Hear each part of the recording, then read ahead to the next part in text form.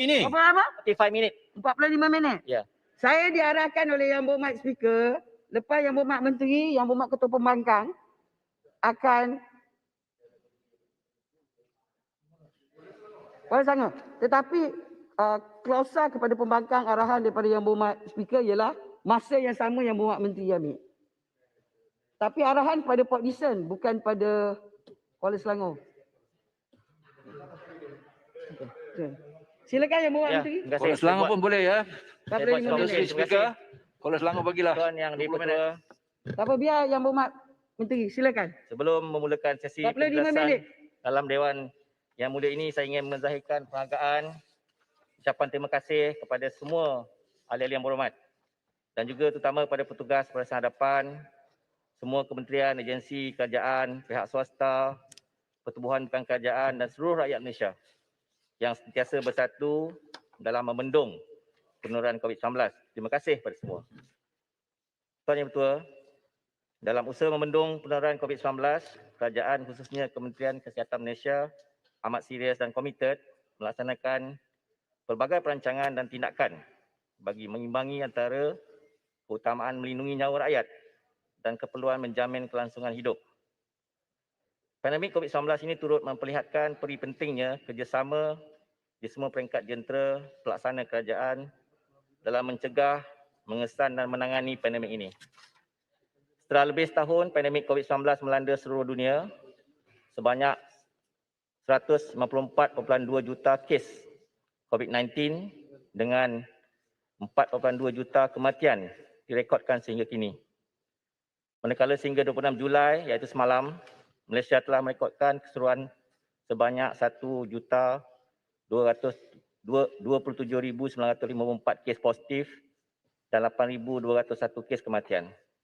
Selain daripada itu, jumlah kumulatif sembuh pula direkodkan adalah sebanyak 83.1% iaitu 853,913.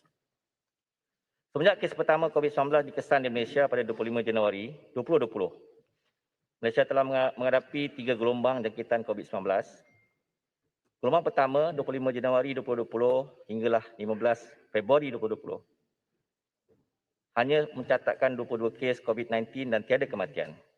Seterusnya pada gelombang kedua iaitu 27 Februari 2020 hinggalah 19 September 2020 terdapat sebanyak 10,145 kes COVID-19 dengan 130 kes kematian. Pada masa ini, negara sedang berdepan dengan gelombang ketiga COVID-19 yang lebih mencabar. Lebih-lebih lagi dengan kemunculan beberapa varian baru yang agresif sekaligus meningkatkan kadar keberjangkitan virus COVID-19. Peningkatan jangkitan dalam gelombang ketiga adalah melalui kes porodik yang tiada kaitan dengan kes kluster. Gelombang ketiga yang bermula pada 20 September 2020 dan masih berterusan hingga sekarang iaitu pada tarikh 29 hari bulan 7 2021 merekodkan sebanyak 1,017,787 kes positif dan 7,864 kes kematian. Walaupun bilangan kes positif COVID-19 adalah agak tinggi, namun bilangan kes serius yang tergolong dalam kategori 3, 4 dan 5 berdasarkan keadaan klinikal kes semasa baru didiagnosis ataupun didiagnosa adalah kecil berbanding dengan jumlah keseluruhan kes. Sebagai contoh semalam, 26 Julai, jumlah kes harian adalah 14,516 kes, yang mana kes kategori 3, 4 dan 5 sekitar 2.5%. Sehingga 26 Julai 2021, jumlah kumulatif kes yang telah dijalankan penjudukan genom oleh Institut Pendidikan Perubatan dan beberapa agensi adalah sebanyak 1,668. Pecahannya, KKM 707, MOSPI 115, KPT 846, iaitu merangkumi 0.17%, iaitu 0.17% daripada semua kes positif. Daripada jumlah ini, bilangan variant of concern ataupun VOC, Severe Acute Respiratory Syndrome, Coronavirus 2 adalah 409 kes dan dapati bahawa kes yang melibatkan VOC semakin meningkat sejak Mei 2021. Perkembangan ini adalah sejajar dengan situasi di negara lain di mana VOC seperti varian Delta mempunyai kadar kebolehjangkitan yang lebih tinggi. Untuk meningkatkan lagi kapasiti penjujukan genom, satu konsortium yang melibatkan 3 kementerian iaitu KKM, Kementerian Sains, Teknologi dan Inovasi, Kementerian Pendidikan Tinggi telah ditubuhkan. Konsortium ini melibatkan beberapa institusi dan universiti telah menerima peruntukan sebanyak 3 juta ringgit untuk menjalankan penjujukan genom SARS-CoV-2 sebanyak 3,000 sampel dalam masa 3 bulan bermula Ogos ini 21 supaya bilangan sampel yang dijalankan penjujukan genom melebihi 1% daripada semua kes positif. Sebagai perbandingan, kapasiti penjujukan genom di beberapa negara ASEAN adalah berikut: Singapura 6%, Thailand 0.43%, Vietnam 0.3%, Indonesia 0.11%, Cambodia 0.82%. Antara kriteria yang digunakan untuk pemilihan sampel termasuk sampel yang mempunyai kitaran ambang ataupun cycle threshold value kurang daripada 25. Sampel daripada kluster positivity tinggi, kes kematian ataupun board index atau kes ICU. Tuan Ibu Ketua, varian baru yang wujud daripada virus SARS-CoV-2 kerap bermutasi bagi memastikan kelangsungan hidupnya dalam persekitaran bersama manusia. VOC amat membimbangkan yang mana boleh menyebabkan berlakunya penularan jangkitan yang pantas, jangkitan dengan gejala dan komplikasi yang teruk. Walau bagaimanapun, pemberian vaksin akan dapat mengurangkan kesan teruk jangkitan COVID-19 termasuk kematian. Tindakan menangani pandemik COVID-19. Bagi menangani pandemik COVID-19, kerajaan sentiasa mengambil pendekatan menyeluruh konsep whole of government and whole of society bagi melindungi nyawa dan memastikan kelangsungan hidup rakyat serta memulih ekonomi negara. Mengambil kira situasi pandemik COVID-19 global dan dalam negara yang masih meningkat, kerajaan telah mengambil pelbagai tindakan dalam memastikan rakyat Malaysia sentiasa dilindungi daripada risiko jangkitan dan seterusnya mencegah penularan COVID-19. Antara tindakan yang diambil adalah 20 perkara yang saya akan edarkan. KKM telah menggariskan 5 strategi kesihatan awam bagi menangani COVID-19 sepanjang Perintah Pergerakan ataupun PKP Pasal 2.0. Strategi tersebut yang digariskan adalah memutuskan rantaian transmisi, mengurangkan mobiliti dan kematian, perkukuhkan diagnostik dan surveillance, mencapai imuniti kelompok dan meningkatkan kesedaran serta pemberdayaan norma baru. Manakala terdapat 10 strategi kerajaan pelbagai agensi dalam menghadapi pandemik COVID-19 termasuklah pengurusan sektor ekonomi dalam pasal PKP 2.0.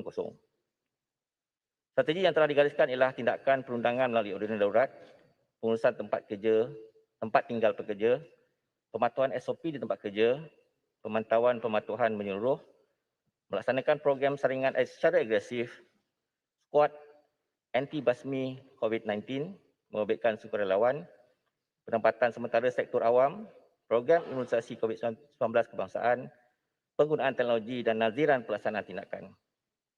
Selain daripada itu, kerajaan menerusi sidang khas Majlis Keselamatan Negara bilangan 31/2020 yang diadakan pada 17 Oktober 2020 telah bersetuju agar Yang Berhormat Menteri Kanan Pertahanan mempengungsikan pewujudan satu jawatankuasa yang meliputi kumpulan-kumpulan kerja fokus. Dalam hal ini, KKM diberi tanggungjawab untuk merajui kumpulan kerja satu iaitu sekuriti kesihatan bagi memastikan Malaysia mengurangkan risiko ancaman dan pulih daripada pandemik melalui tindakan bersepadu di peringkat antarabangsa, peringkat nasional, negeri, daerah dan lapangan melalui perancangan yang strategik dan tindakan menyeluruh melibatkan semua pihak dari sektor kerajaan, swasta, NGO dan setiap individu. Plan tindakan kumpulan kerja satu, sekuriti kesihatan mengandungi 8 strategi, 35 program dan 141 inisiatif. Tuan Yang Ketua, KKM sentiasa berusaha untuk meningkatkan kapasiti ujian bagi pengesanan COVID-19 iaitu melalui kerjasama berterusan dengan pelbagai agensi kerajaan dan pihak swasta. Sehingga 26 Julai semalam 2021, terdapat 51 makmal kerajaan di bawah KKM, KPT, Kementerian Pertahanan dan MOSTI dan 43 makmal swasta mempunyai kapasiti untuk menjalankan ujian RT-PCR SARS-CoV-2 di seluruh negara dengan kapasiti ujian sebanyak 122,603 ujian sehari. Berbanding dengan kapasiti ujian RT-PCR pada bulan Mac 2020 yang hanya 6,210 ujian sehari, iaitu peningkatan sebanyak 1,874%. Berdasarkan peningkatan keupayaan ini, kapasiti ujian di setiap negeri telah ditingkatkan. Sebagai contoh, di negeri Selangor, bilangan ujian RT-PCR yang telah dijalankan pada tahun 2020 ada sebanyak 840,165 dan jumlah ini meningkat kepada 2.43 juta dalam tempoh 6 bulan pertama tahun 2021. Malaysia adalah antara negara pertama yang menggunakan kaedah ujian RT antigen SARS-CoV-2 untuk pengesanan COVID-19 di fasiliti kesihatan dan lapangan. Ujian RT antigen di Malaysia bermula pada Mei 2020. Sehingga semalam 26 Julai, ujian RT antigen SARS-CoV-2 yang telah dijalankan di fasiliti kesihatan kerajaan dan swasta adalah sebanyak 8,114,769. Selain itu, bagi memperkukuh surveillance COVID-19, terdapat 35 jenis saringan yang dijalankan termasuklah surveillance influenza-like illness dan surveillance severe acute respiratory illness dalam mengesan awal kes dan kontak rapat bagi membendung penularan COVID-19. Pendekatan kesihatan awam, Tuan Yang di-Pertua. Dalam pengurusan pandemik ini, KKM telah menggunakan pendekatan kesihatan awam iaitu public health measure bagi melaksanakan tindakan afirmatif. Pendekatan kesihatan awam ini melibatkan kesiapsiagaan dan respon terhadap sebarang jenis kejadian kecemasan kesihatan awam termasuklah pengurusan pandemik COVID-19. Sebagai langkah kesiapsiagaan menghadapi sebarang pandemik, Malaysia telah mengadakan WHO Joint External Evaluation ataupun JEE dan menjemput seramai 11 pakar yang dipilih oleh pihak WHO untuk menilai pelaksanaan International Health Regulation 2005 di Malaysia meliputi 19 bidang teknikal yang merangkumi keseluruhan 49 indikator pada 21 Oktober hinggalah 25 Oktober 2019. Pihak penilai juga telah membuat lawatan ke beberapa fasiliti yang terpilih daripada pelbagai kementerian dan agensi. Hasil penilaian tersebut adalah berikut. Malaysia mempunyai sistem keselamatan kesihatan bermatlamat jangka panjang melalui pembangunan dan pelaksanaan Plan Malaysia Strategy for Emerging Disease and Public Health Emergencies Work Plan (MySET 2) dan rangka kerja berkaitan. Kedua, Malaysia mempunyai mekanisme yang baik dalam penyelesaian arahan serta kawalan kesiapsiagaan kecemasan kesihatan awam yang melibatkan pelbagai kementerian dan agensi berpandukan arahan nombor 20 Majlis Keselamatan Negara yang diselia oleh Agensi Pengurusan Bencana Kebangsaan atau NADMA, CPRC ataupun Crisis Preparedness and Response Center (KKM) pula bertindak sebagai pusat bagi merancang aktiviti kesiapsiagaan, pengumpulan maklumat serta penyelesaian respon sektor kesihatan. Ketiga, kerjasama melibatkan pelbagai kementerian dan agensi terhadap ancaman keselamatan kesihatan telah di tahap yang baik di mana semua kementerian dan agensi terlibat dalam melaksanakan Plan Strategik MySET 2 2017-2021. Dalam pengurusan pandemik ini secara sistematik dan seragam, garis panduan pengurusan COVID-19 telah dikeluarkan oleh KKM pada 17 Januari 2020. Garis panduan ini merangkumi aspek pengurusan klinikal, pengujian makmal, surveillance, pencegahan dan kawalan penyakit ataupun pencegahan dan kawalan jangkitan, aktiviti di pintu masuk antarabangsa, aktiviti pengurusan kes kontak di lapangan dan pelaksanaan pemberian vaksin. Garis panduan ini telah dikemas kini sebanyak 6 kali hingga terakhir berdasarkan perkembangan di dalam dan luar negara supaya kekal relevan. KKM telah mewujudkan prosedur operating standard ataupun SOP kuarantin wajib ke atas pengembara yang tiba di Malaysia bagi menghalang penularan jangkitan ke dalam komuniti daripada individu yang dijangkiti bertujuan melindungi populasi dalam negara. SOP ini diperketat melalui ikutan terdapat banyak negara di seluruh dunia telah melaporkan penularan BOC dalam komuniti. Manakala bagi pengawalan penularan COVID-19 dalam negara, mana-mana individu yang bergejala perlu melakukan ujian saringan COVID-19. Bagi individu yang positif, mereka akan dihubungi oleh pejabat kesihatan daerah atau diminta terus ke COVID-19 Assessment Center ataupun CAC yang berdekatan untuk tindakan lanjut. Terkini, KKM telah melaksanakan virtual CAC ataupun virtual COVID-19 Assessment Center untuk Greater Klang Valley yang meliputi kawasan-kawasan di Selangor, Kuala Lumpur, Putrajaya, Seremban, Negeri Sembilan. Manakala kontak rapat yang dikesan akan dikuarantin bertujuan untuk menghadkan pergerakan mereka dan menjalankan pengawasan dan pemerhatian dalam tempoh inkubasi COVID-19 untuk mengelakkan penularan jangkitan dalam komuniti. Pelaksanaan perintah kuarantin ini termaktub di Seksyen 15 Akta Pencegahan dan Pengawalan Penyakit Berjangkit 1988 ataupun Akta 342. Bagi mana-mana lokaliti yang dikesan mempunyai kadar jangkitan COVID-19 yang tinggi, pihak kerajaan melaksanakan penutupan atau kawalan sepadan, termasuklah apa yang dipanggil PKP diperketat di kawasan bersasar. Langkah ini bertujuan untuk mengawal pergerakan keluar masuk penduduk di kawasan berisiko tinggi, seterusnya bagi memutuskan rantaian jangkitan COVID-19. Tuan Yang Bertuah, pengaktifan pusat kesiapsiagaan dan tindak cepat krisis ataupun CPRC.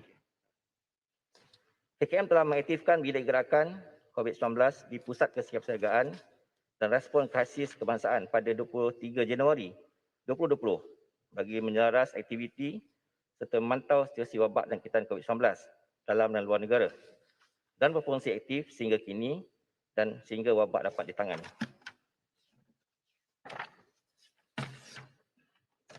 KKM telah menubuhkan sebanyak 180 buah CAC di seluruh negara bagi mengendalikan penilaian ke atas individu yang telah dikesan positif selepas menjalani ujian saringan COVID-19 untuk bertujuan untuk pertama, mengenal pasti tahap keterukan ataupun severity pesakit mengikut kategori 1 hingga 5 bagi tujuan rawatan susulan bagi mereka. Kedua, mengenal pasti pesakit COVID-19 dalam kategori 1 dan 2 yang sesuai untuk menjalani pengasingan ataupun kuarantin di rumah dipanggil HSO selama 10 hari. Dan ketiga, merujuk pesakit yang tidak memenuhi kriteria HSO ke PKRC atau Pusat Kuarantin Berisiko Rendah atau ke hospital. Secara puratanya, kedatangan pesakit ke setiap CAC Lembah Kelang adalah antara 700 hingga 3,000 pesakit sehari. Manakala purata kedatangan pesakit di setiap CAC di negeri lain adalah seramai 100 hingga 500 pesakit sehari. KKM sentiasa berusaha menambah baik penyampaian perkhidmatan di CAC bagi menampung jumlah pesakit yang semakin meningkat melalui 1. Mobilisasi petugas kesihatan dari negeri lain ke CAC Lembah Kelang yang mempunyai pesakit COVID-19 yang tinggi. 2. Pelantikan pengamal perubatan swasta iaitu private practice di bawah Seksyen 6 Ordinan Darurat Kuasa Kuasa Perlu 21 bagi membantu mantau dan memakaikan gelang tangan pengawasan kepada pesakit COVID-19. 3. Penglibatan sukarelawan dari pelbagai agensi kerajaan. 4. Mewujudkan call center berpusat untuk mengendalikan panggilan telefon berkenaan dengan COVID-19. Dan 5. Kolaborasi dengan pihak swasta mewujudkan CAC swasta atau private CAC. Tuan Yang Bertuah, bagi merawat individu yang dapati positif COVID-19, mereka perlu diasingkan dan dirawat sama ada di PKRC, hospital, bergantung pada keterukan ataupun severity pesakit. Dalam hal ini, KKM telah mewujudkan 2 jenis PKRC ataupun pusat kuarantin berisiko rendah, iaitu awam dan swasta. PKRC berisiko rendah untuk merawat pesakit COVID-19 kategori 1 dan 2. PKRC bersepadu di MAIP Serdang yang diwujudkan pada 19 Januari 2021 untuk merawat pesakit kategori 1 hingga 4. Manakala pesakit kategori 5 yang memerlukan rawatan rapi dan alat bantuan pernafasan akan dimasukkan ke hospital. Tujuan pewujudan PKRC adalah untuk menambah bilangan katil, menambah kapasiti dan keupayaan dalam merawat pesakit COVID-19 serta menempatkan pesakit COVID-19 yang tidak sesuai untuk menjalani kuarantin di rumah seperti pesakit yang mempunyai komorbiditi dan juga keadaan rumah yang tak sesuai bagi tujuan kuarantin. Sehingga 26 Julai, terdapat sejumlah 29,835 katil di semua 130 PKRC di seluruh negara, di semua 132 PKRC di seluruh negara, iaitu dengan penambahan sebanyak 1,468% berbanding 1,965 katil pada Mac 2020. Setakat ini, kapasiti penggunaan keseluruhan PKRC adalah 61%. Kesemua PKRC ini telah diwujudkan dengan kerjasama NADMA, Pejabat Kerajaan Pejabat Setiausaha Kerajaan Negeri, Jabatan Pengurusan Bencana Negeri, Angkatan Pertahanan Awam, Jabatan Kebajikan Masyarakat dan pihak berkuasa tempatan. Untuk hospital COVID-19, Tuan Yang Betul, sehingga kini terdapat 221 buah hospital di seluruh negara yang dikhususkan bagi rawatan pesakit COVID-19, iaitu 104 daripada 146 hospital KKM, 6 hospital universiti, 112 hospital swasta dan sebuah hospital angkatan tentera. Dan sebanyak 11 hospital KKM adalah berstatus full COVID-19 dan selebihnya berstatus hybrid yang turut juga merawat pesakit bukan COVID. Jumlah katil bukan ICU iaitu non-ICU bed bagi kesemua 221 buah hospital di seluruh negara adalah sebanyak 15,090 katil awam dan 1,288 swasta, iaitu peningkatan sebanyak 373% berbanding 4,395 katil pada 30 Mac 2020. Jumlah katil ICU adalah sebanyak 1,405 awam dan 128 swasta, iaitu peningkatan sebanyak 485%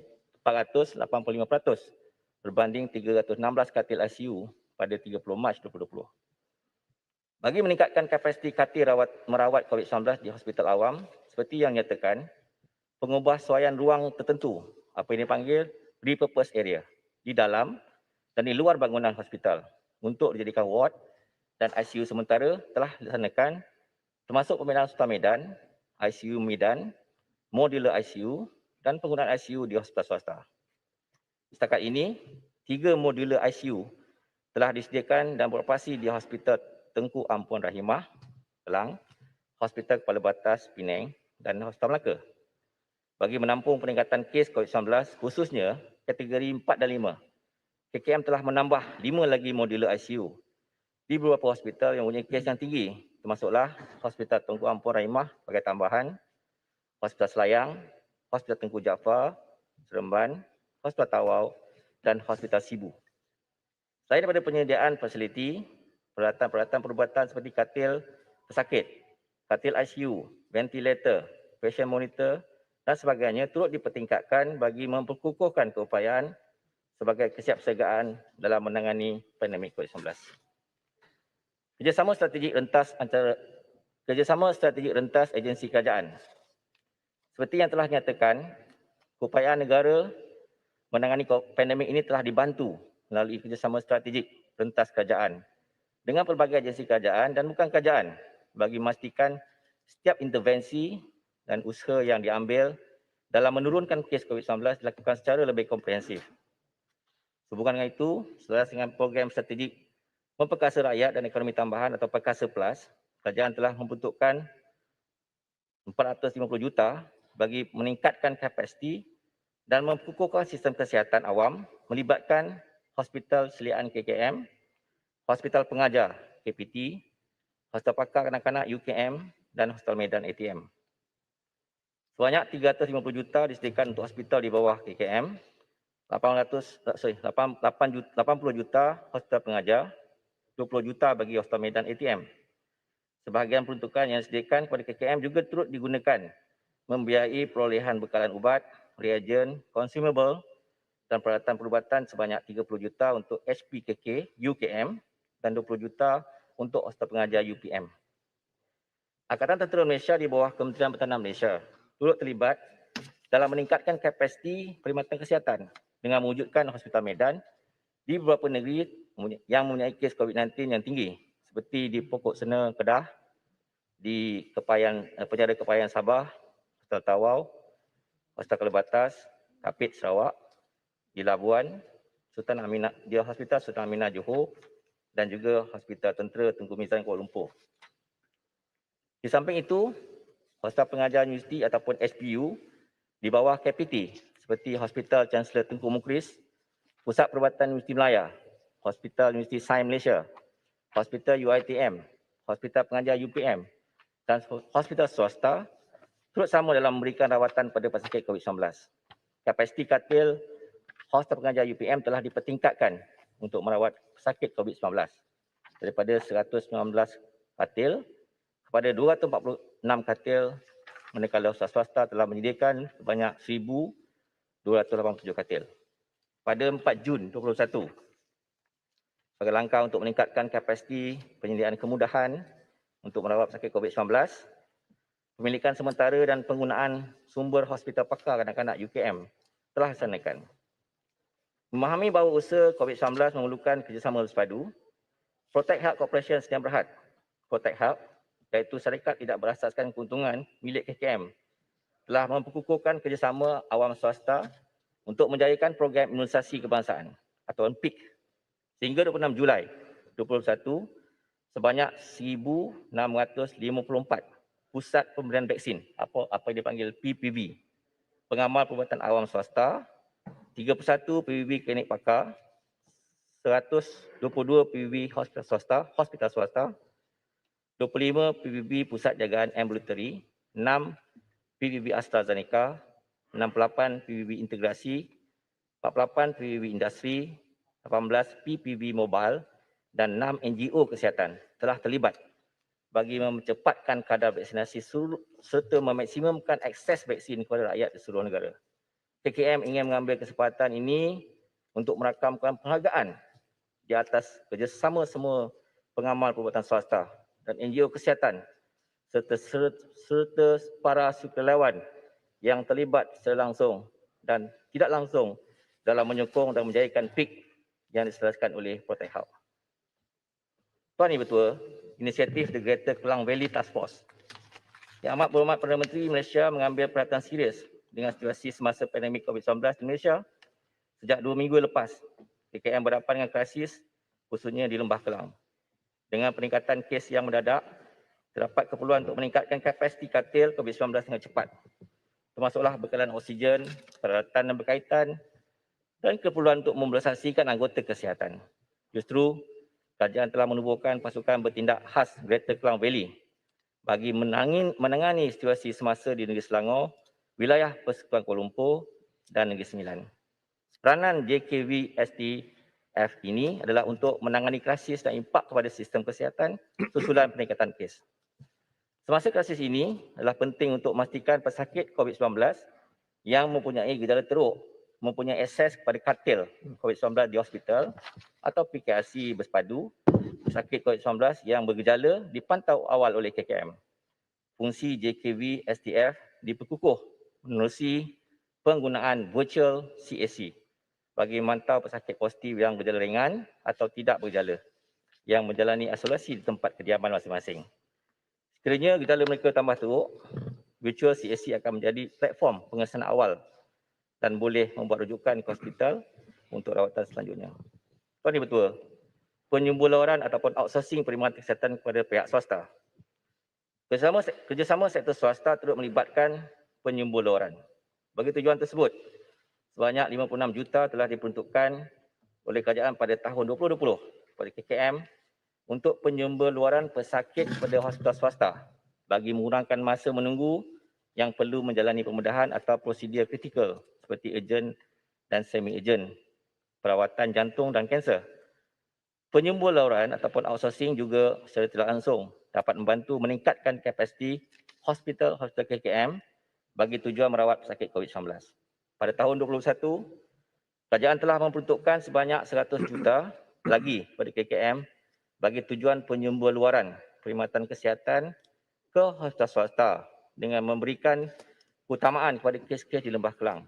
Penyumbularan bagi kes-kes lain daripada COVID-19 ini bertujuan untuk meningkatkan kapasiti hospital awam bagi merawat kes-kes COVID-19. Tuan Ibu Ketua, inisiatif pendigitalan dan analisis geodata raya. Aplikasi MySejahtera dan sistem amaran awal iaitu HIDE, Hotspot Identification for Dynamic Engagement adalah inisiatif pendigitalan dalam pengurusan COVID-19 negara. Kedua-dua inisiatif ini membantu negara mendapatkan maklumat awal COVID-19 untuk menentukan tindakan yang akan diambil. Aplikasi MySejahtera berfungsi mulai 20 April 2020 untuk membantu dalam pengawasan penularan wabak COVID-19 dengan membolehkan pengguna melaksanakan penilaian kesihatan kendiri atau self-apply Sehingga 26 Julai 2021, iaitu semalam, MySejahtera telah berjaya mencapai 27.7 juta pengguna aktif yang berdaftar dan 2.44 juta permis perniagaan berdaftar. Selain itu, MySejahtera telah merekodkan 6.7 bilion jumlah kumulatif check-in ke permis berdaftar menggunakan imbasan kod QR dengan purata 19.3 juta check-in sehari. Aplikasi MySejahtera juga digunakan untuk mengesan kes-kes positif COVID-19 melalui penilaian kesihatan kendiri dan oleh pengguna dan pengesan kontak rapat melalui semakan data oleh pejabat kesihatan daerah dengan pangkalan data MySejahtera. Selain itu, sistem awal apa yang dipanggil HIDE, Hotspot Identification of Dynamic Engagement, juga telah dibangunkan pada April 2021 menggunakan data dan sistem MySejahtera. Sistem ini bertujuan memberi amaran awal dalam mencegah peningkatan jangkitan COVID-19 dengan menggunakan data daripada aplikasi MySejahtera. Sistem HIDE boleh mengenal pasti sesuatu kawasan dan permis yang berisiko atau berpotensi menjadi hotspot atau pusat penyebaran jangkitan melalui analisis data raya atau big data dan kecerdasan buatan artificial intelligence. Kini, fungsi MySejahtera terus diperluaskan dalam pelaksanaan program imunisasi COVID-19 PIKS sebagai sijil vaksin digital bagi COVID-19. Sijil ini boleh diakses melalui paparan pada ikon profil di aplikasi MySejahtera milik individu yang terlibat. Selain itu, untuk memastikan pengurusan bekalan produk vaksin yang cekap, Vaksin Management System atau VMS telah dibangunkan. Semua penerimaan stok vaksin COVID-19 telah direkodkan melalui VMS yang juga berintegrasi dengan MySejahtera mula dari pembekal hingga ke penerima vaksin boleh dipantau. Daripada aspek pengurusan wabak COVID-19, elemen lokasi adalah amat berguna bagi menapasti kawasan berisiko untuk menentukan corak penyebaran atau kluster yang berlaku.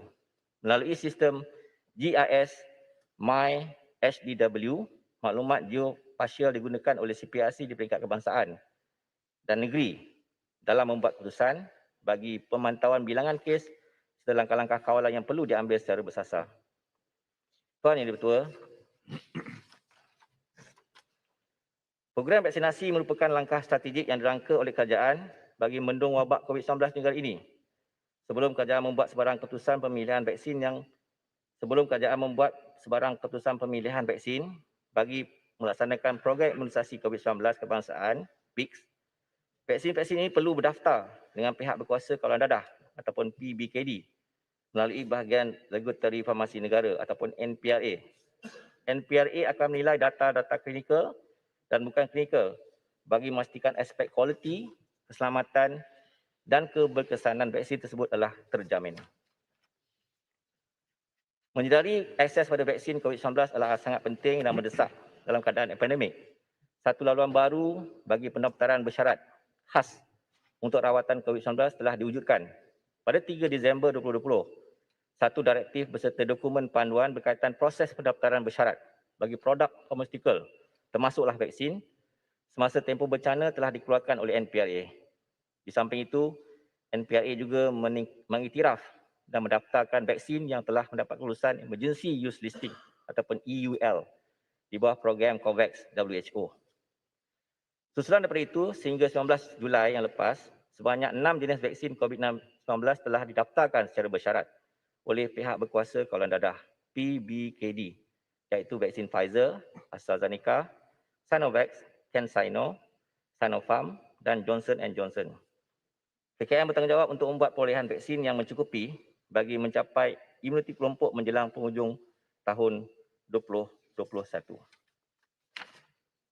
Berhubungan dengan kajian vaksin di Malaysia, sejak pertengahan tahun 2020, KKM melalui Clinical Research Malaysia ataupun CRM terlibat dalam perbincangan bersama beberapa syarikat farmaseutical antarabangsa berhubung kajian vaksin di Malaysia. Antaranya, kajian vaksin inactivated buatan Institute of Medical Biology Chinese Academy of Medical Science ataupun IMBCAMS yang dijalankan di 9 hospital negara kita dan telah berjaya mencapai sasaran penyertaan 3,000 sukarelawan kajian klinikal pada April. Kedua, kajian vaksin inactivated buatan Shenzhen Kangtai Biological Product Co Limited yang dimulakan pada bulan Jun yang lepas, kini berada di fasa rekrutmen dalam 8 tapak kajian yang terlibat. Ketiga, terdapat 4 kajian klinikal vaksin COVID-19 lain yang dalam proses mendapatkan kelulusan daripada Jawatankuasa Etika, Penyelidikan dan Perubatan ataupun MREC serta bahagian Regulatory Farmasi Negara NPRA. Ini termasuklah vaksin CoronaVax buatan syarikat Sinovac untuk peserta kajian yang berumur 3 hingga 17 tahun. Vaksin mRNA buatan Belmax Bioteknologi, vaksin rekombinan daripada Vastvax Bio Farma dan vaksin subunit protein daripada Anhui Zinfei. Tuan Yang Bertuah, dalam memastikan tahap kesihatan mental petugas kesihatan dan frontliners yang dimobilisasikan ke lapangan dalam keadaan terbaik, taklimat pre-deployment meliputi aspek kesihatan mental dan psikologi diberikan untuk memberi pendedahan awal berkaitan isu kesihatan mental dan penjagaan kesihatan mental kendiri. Setelah tamat tugasan, petugas akan diberikan taklimat post-deployment berserta mental health alert card dan saringan kesihatan mental akan dilakukan sekiranya perlu. KKM telah mewujudkan program perkhidmatan kesihatan mental dan sokongan psikososial ataupun Mental Health Psychosocial Support MHPSS untuk membantu petugas barisan hadapan dan masyarakat yang terkesan dari segi emosi dan psikologi melalui mobilisasi pasukan MHPSS ke lapangan. KKM turut melaksanakan latihan bantuan awal psikologi ataupun psychological first aid kepada pemberi khidmat kesihatan dan sukarelawan agensi lain bagi memperkasakan pengendalian emosi semasa pandemik. Selain itu, pelbagai sesi libat urus seperti kaunseling individu, berkumpulan serta webinar dilaksanakan dengan kerjasama pelbagai pihak dan masyarakat di mana sebanyak 68 sesi telah berjaya dilaksanakan. KKM juga telah mendapat kerjasama lebih daripada 20 NGO yang turut memberi perkhidmatan sokongan psikososial kepada masyarakat yang mengalami tekanan. Sejak 25 Januari 2020, KKM dengan kerjasama Mercy Malaysia telah mewujudkan talian bantuan sokongan psikososial yang berpusat di CPRC bagi memperluaskan bantuan sokongan psikologi melalui perkhidmatan atas talian untuk individu yang terkesan dengan COVID-19. Selain daripada itu, terdapat agensi kajian lain iaitu Kementerian Pembangunan Wanita, Keluarga dan Masyarakat yang mendalikan talian kasih dan JKM dan JAKIM yang mendalikan talian KSK Care yang mana kedua-dua talian ini memberikan khidmat sokongan kaunseling dan terapi psikospiritual pada mereka yang mengalami tekanan. Pada tahun 2021, kerajaan telah memperuntukkan sebanyak 24 juta bagi pengurusan kesihatan mental untuk menangani isu masalah mental yang dihadapi masyarakat akibat pandemik COVID-19. Peruntukan tambahan sebanyak 20 juta bagi tujuan yang sama juga telah diluluskan pada 13 Julai yang lepas iaitu 2021 menjadikan keseluruhan peruntukan sebanyak 44 juta. Tuan Yang Dipertua, sebagai komitmen berterusan untuk membendung penurunan COVID-19, kerajaan telah menyediakan peruntukan sebanyak 7.13 bilion iaitu ringgit Malaysia 1 bilion pada tahun 2020 dan 6.13 bilion pada tahun 2021 untuk KKM melaksanakan tanggungjawab yang besar ini. Daripada jumlah 7.13 bilion ini, sebanyak 2.35 bilion disediakan bagi saringan dan rawatan pesakit COVID-19, manakala sebanyak 4.78 bilion bagi tujuan perolehan vaksin COVID-19 serta tambahan consumable dan juga peralatan penyimpanan vaksin. Tuan Dipertua, bagi aspek pengurusan sumber manusia pula, KKM ingin merakamkan penghargaan pada pihak yang terlibat meluluskan penjawatan dan pelantikan sumber manusia di KKM seperti berikut. Kementerian Kewangan telah meluluskan peruntukan emolument kepada pegawai di KKM yang kini berjumlah lebih 18 bilion iaitu 63% daripada peruntukan belanja mengurus KKM. Jabatan Perkhidmatan Awam atau JPA yang meluluskan penjawatan tetap dan pelantikan kontrak pada KKM. Sehingga 31 April yang lepas 2021, jumlah penjawat tetap yang diluluskan oleh KKM adalah sebanyak 278,023 jawatan. Selain itu, lebih 40,000 pelantikan secara kontrak telah diluluskan melibatkan implikasi kewangan sebanyak 4.3 bilion. Dan Suruhanjaya Perkhidmatan Awam yang melantik pegawai tetap dan kontrak di KKM. KKM telah membuat penugasan semula ataupun dipanggil mobilisasi secara dalaman bagi petugas kesihatan dan bukan kesihatan dari negeri tertentu ke negeri dan fasiliti yang mempunyai sumber manusia tambahan. Bagi tahun 2020, seramai 1,375 anggota perubatan dan 276 anggota kesihatan awam dari pelbagai kategori dan skim perkhidmatan telah dimobilisasikan dari Semenanjung dan wilayah Sarawak ke Sabah. Langkah ini bagi menampung keperluan perkhidmatan semasa penularan pandemik COVID-19 di wilayah Sabah. KKM turut melaksanakan pembelian perkhidmatan daripada sejumlah 200 kaunselor dan doktor swasta bagi menyokong perkhidmatan kesihatan mental dan perawatan perubatan bukan COVID-19 mengikut daerah dan lokaliti.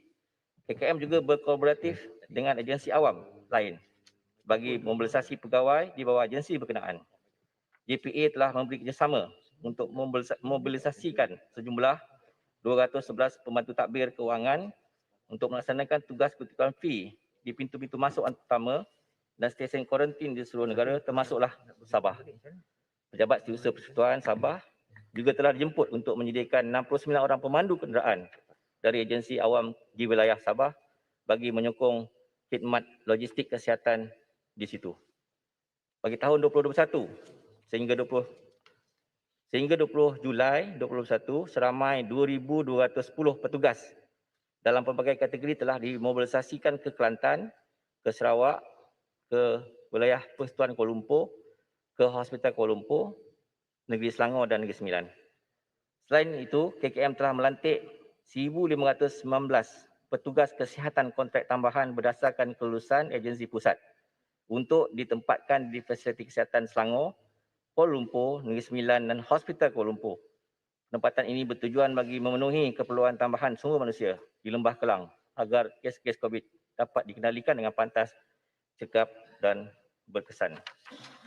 Tuan Ibu Ketua, Malaysia bukanlah satu-satu negara yang sedang menghadapi peperangan melawan pandemik COVID-19 di dunia. Sehubungan dengan itu, penting bagi Malaysia menjalankan hubungan kerjasama antarabangsa dan berkongsi sumber dan pengalaman yang ada dengan luar negara. Pada 24 November 2020, kerajaan telah menandatangani perjanjian bersama The Global Alliance for Vaccine and Immunization ataupun Gavi untuk menyertai fasiliti COVAX. Perjanjian ini membolehkan kerajaan Malaysia membuat perolehan vaksin COVID-19 bagi 10% populasi penduduk Malaysia. Sehingga kini kerajaan telah menerima sejumlah 828,000 dos vaksin jenis AstraZeneca dari fasiliti COVAX yang dihantar ke Malaysia secara berpasar. Selain itu, Malaysia telah diberi peluang untuk menjadi ahli WHO Executive Board bagi tempoh 3 tahun, buka kuasa Mei 2021 hinggalah Mei 2024. Penglibatan Malaysia sebagai ahli lembaga eksekutif WHO akan memberi kelebihan kepada Malaysia untuk menyumbang pada proses membuat keputusan dan dasar-dasar kesihatan di peringkat tertinggi. KKM juga ingin merakamkan strategi penghargaan pada semua penyumbang di kalangan individu, syarikat swasta, badan korporat dan NGO yang telah sudi menyumbangkan wang tunai ke dalam tabung COVID-19 serta pelbagai peralatan perubatan dan bukan perubatan, PPE, reagen, bekalan makanan dan lain-lain untuk keperluan KKM dalam mengharungi pandemik COVID-19. Semoga sumbangan suci murni ini mendapat keberkatan ilahi. Tuan Ibu Ketua, Institusi Kesihatan Negara ataupun NIS melalui Institut Pendidikan Sistem Kesihatan berkaitan pandemik COVID-19 seperti The COVID-19 Chronicle of Malaysia in the Face of Pandemic, the COVID-19 Chronicle of Malaysia Navigating the Storm, Malaysian Health Sector Response to COVID-19 Pandemic Country Report 1, Malaysia Health Sector Response to COVID-19 Pandemic Perspective from the Field Country Report 2. Semua penerbitan ini adalah berdasarkan segala aktiviti yang dilaksanakan oleh kerajaan sepanjang pandemik COVID-19. Pegawai dan para penyidik KKM khasnya dari NIS telah menerbitkan artikel-artikel saintifik pelbagai bidang dan aspek menangani COVID-19 di jurnal antarabangsa. Sehingga 25 Julai, sebanyak 74 artikel saintifik juga telah diterbitkan. Akhir sekali, Tuan Yang Bertua. Ya betul. Ya betul. Boleh minta PDF tak? Dia baca Ya. panjang dan banyak fakta. Email account dia dah tahu. Boleh minta Saya PDF. minta 45 minit. Banyak. Sangat boring lah. Lama. Menteri tengok jam berkali-kali. Ya, minta 45 minit kasih. hampir dah. Tuan Speaker, Sungai Buloh. video ke? Tuan Speaker, on the same Ya. point, Sungai Tuan Buloh Ketua, dia, peraturan mesyuarat Antara strategi 14 meningkatkan kesedaran masyarakat terhadap pengambilan vaksin dan terus mematuhi SOP dan norma baru. peraturan mesyuarat Ya. Sungai Buloh 14.1I penerangan oleh Menteri. Kita dah dengar penerangan panjang daripada 45 minit lebih daripada Menteri. Kita ucap terima kasih, banyak data, banyak statistik semua. Tapi setakat ini kita belum terima hard copy dokumen itu. Rakan saya minta PDF. Sepatutnya amalan di dalam Dewan ini dengan penerangan-penerangan di kerja dulu di bawah kerajaan PH dan sebelum itu hard copy mesti disampaikan atas meja setiap anggota Dewan. Inilah juga amalan di Westminster. Di Westminster selewat-lewatnya bila menteri bangun dokumen itu mesti ada di hadapan anggota Dewan. Dan itulah terpakai untuk penerangan yang 5-10 minit. Macam malah dengan apa ni penerangan yang 45 minit ni. Nanti saya Jadi cek. semalam pun kita hanya melihat soft copy penerangan oleh Perdana Menteri. Sampai sekarang hard copy belum sampai. Saya follow up. Ini dah satu kelanggaran prosedur biasa. Saya minta Tuan Speaker betulkan ini secepat mungkin. Kita akan memberi pandangan petang ini bukan esok. Kita tak boleh tunggu hansat. Jadi amalan ini mesti berhentikan. Ini bukan rahsia, sudah dibaca. Tapi untuk membantu anggota Okey. Dewan bagi pandangan, Point sampaikan hard copy sekarang. Ya, terima kasih. Alright. Boleh kita usahakan perkara itu. Ya. Silakan. Teruskan. Akhir sekali, Tuan Yang Bertua, walaupun kerajaan pernah mempunyai pengalaman menangani wabak Nipah, virus SARS, MERS, COVID ataupun Berapa jam lagi ni? H1N1. Berapa jam lagi taklimat ni? Sikit je, dah habis dah. Sabarlah. Namun COVID-19 adalah satu pandemik yang sungguh dahsyat dan memberi kesan PDF Menteri, PDF. kesihatan serta Bagi ekonomi PDF. dunia. Tolong. Jasa dan pengorbanan Serius, para Menteri, petugas bagi Barisan PDF. Harapan Kesihatan yang telah berempah pulas dalam memberi perkhidmatan kesihatan yang terbaik kepada Malaysia tidak wajar dipersiakan. Pegawai lah yang bagi. Antara mereka yang telah berbulan-bulan tidak berjumpa dengan ahli keluarga dan terpaksa berjauhan demi merawat dan menyelamatkan nyawa pesakit sehingga ada antara mereka sendiri yang dijangkiti. Oleh demikian, saya seru, marilah kita sentiasa mengamalkan disiplin kendiri yang tinggi walaupun sudah divaksinasi dan pakailah pelitup muka di tempat awam, elakkan berada di tempat sesak Menteri patut nasihat ahli-ahli parlimen di Election sebelah Parlimen sana. belum buat. dan berada di ruang yang punya budaya. Minum ais suam dulu. Kita perlu Tolonglah. terus berjuang dan bersatu hati dalam memerangi COVID-19. Terima kasih, Datuk Yang Tua. Terima kasih Yang Berhormat Menteri.